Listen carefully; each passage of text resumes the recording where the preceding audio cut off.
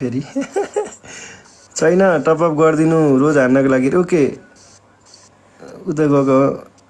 हान ए ए हो र जान्नु भयो ओ 1 घन्टा हानौँ न खै टोलीहरू थ्याङ्क यू सपनाजी थ्याङ्क यू हाम्रो निरञ्जन भाइ एउटा इन्टु 2 नै खुल्न पाएन कि यार इन्टु 2 खोलेको भए मजा आउँथ्यो कि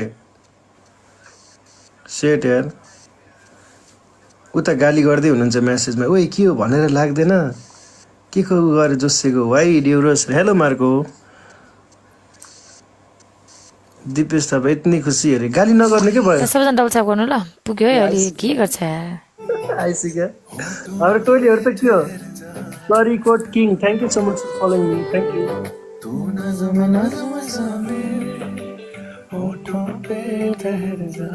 बरु तपाईँ नेपाल आउने बेलामा चाहिँ त्यहाँबाट भक्कु पैसा क्रेडिट कार्डबाट 1-2 करोड चलाएर गिफ्टिङ हानेर अनि बरु नेपाल आउनु भागेर टिकट काटेर अब तपाईँलाई खोज्न मिल्दैन हो र मेरो नम्बर किन दिने यार तिमी मेसेज गर न बेगु क्रेडिट कार्डको लिमिट बढाउनु पर्छ फेरि त्यसको लागि हुँदैन होला नि त तिर्नु पर्ला तपाईँलाई त समात्छ नि यक्षा वेलकम म म्युट छु कि केटाहरू गएर हेरौ त ब्रो अरे हजुर हजुर मार्को हजुर हजुर Nirajan thank you for the tap tap video कडा छ ब्रो युट्युबमा वेटिङ छ ब्रो इज बेस्ट अरे thank you world boy thank you thank you कहाँ याद हुन्छ त हजुरलाई यहाँ त अस्मिता सिङ्गल हो कि के हो दाइ हजुर छैन म्युटर ए हो र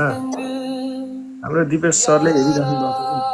कसले सोधेको अस्मिता सिङ्गल हो कि होइन सन्जु आले Magar welcome welcome hello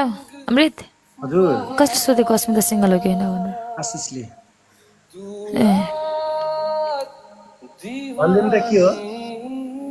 I'm single. म अफिरमा बस्न खोजिरहेको छैन म जस्ट डाइरेक्टली म्यारिड गर्न खोजिरहेको छु म कोही राम्रो केटा खोजिरहेको छु ल म खोजिदिन्छु एउटा दामी केटा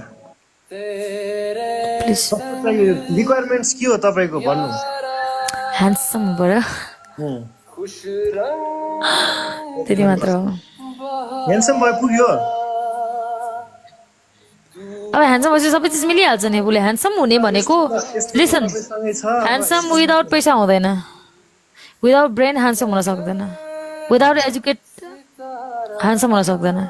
विदाउट गुड फ्यामिली कोही ह्यान्डसम हुनै सक्दैन सो फर्स्टमा ह्यान्डसम हुने भनेकै सबै चिज ब्याकग्राउन्ड मिलेर हुने हो मान्छेले सक्यो त्यति म फर्स्टमै आउट रे याक्सा कम ह्यान्डसम छ ए खतरा छ नि यार याक्सा त एक्सको गर्लफ्रेन्ड होला नि त फेरि हेलो हेलो फर्स्ट टाइम तपाईँको कुरा सुन्दैछु कि ह्यान्डसम हुनुपर्छ भन्ने यहाँ त सबैलाई वेल सेटल चाहिन्छ हेर्नु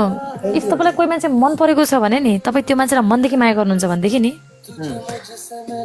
तपाईँलाई वेल सेटल त्यो पैसा मात्रै गर्दैन क्या बुझ्यो नि त्यो खुसी नै अर्कै हुन्छ क्या त्यो लाइफ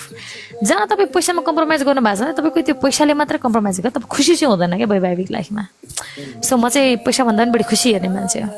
ह्यान्डसमले खुसी दिन्छ त के भएर हिँड्छ अरे अर्कैसँग चुरुक चुरुक भएर साला खुट्टा सुट्टा भाँचेर फेरि हुन त तपाईँसँग जाने मान्छेलाई त गाह्रो छ हो रेस्लर